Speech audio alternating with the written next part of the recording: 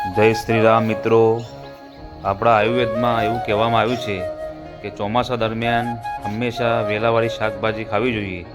આ વેલો શેનો છે તમને ખબર હોય તો કોમેન્ટમાં નામ લખજો, અને કેટલી શાકભાજી વેલાવાળી આવે છે એ પણ જણાવજો, અને આ વિડીયો દરેક સુધી શેર કરજો.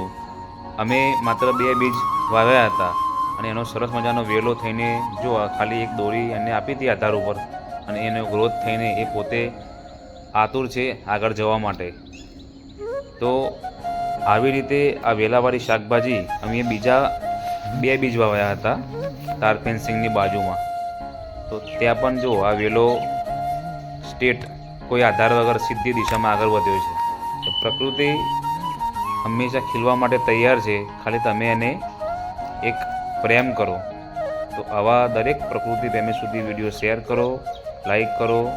જય દ્વારકા.